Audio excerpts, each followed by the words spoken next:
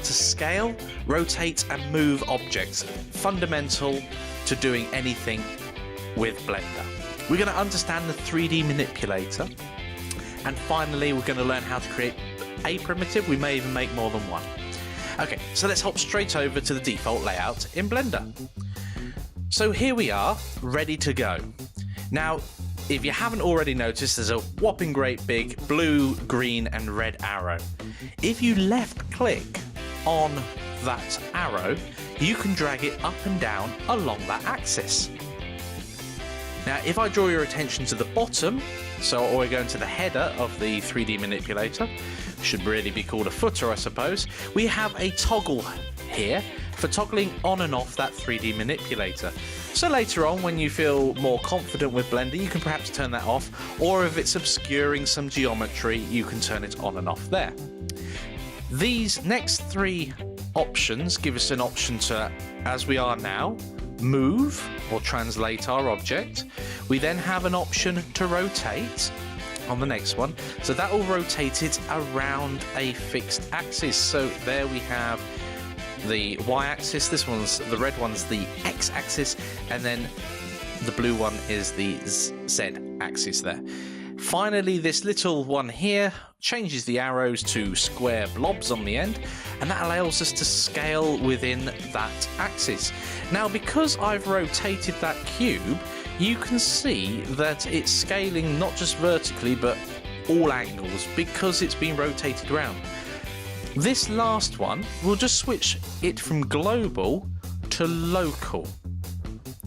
So because we've rotated it round, now we're not globally, we're not looking at which way's up globally, but we're concerned with which way was up for the cube.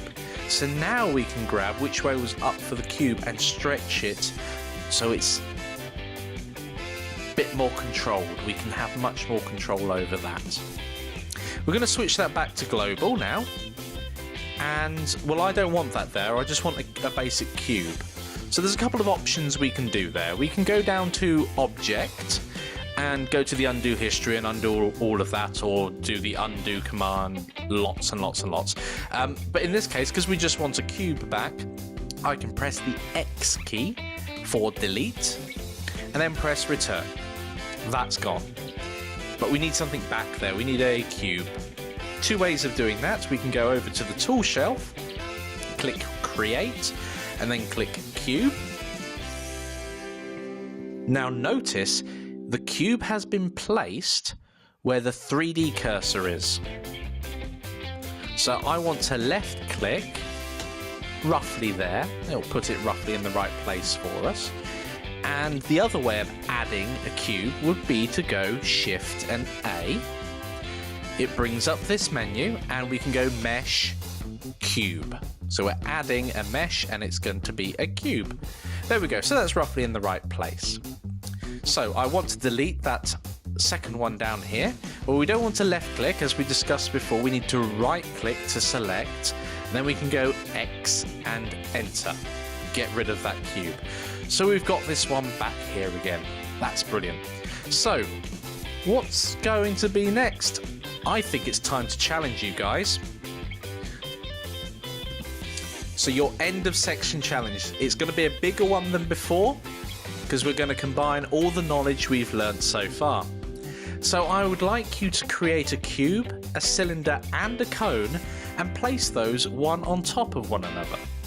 So you will end up with a cube on the base with a cylinder on top of that and then the cone on top of that. After you've done that, I'd like you to create 4 3D editor windows. You can remove the other frames if you want to. You can remove them completely, so it's just the 4, or you can include them as well in there. And those 4 must contain a perspective view, an orthographic view, preferably, you know, from an angle so you can see it, and then a front and top view as well.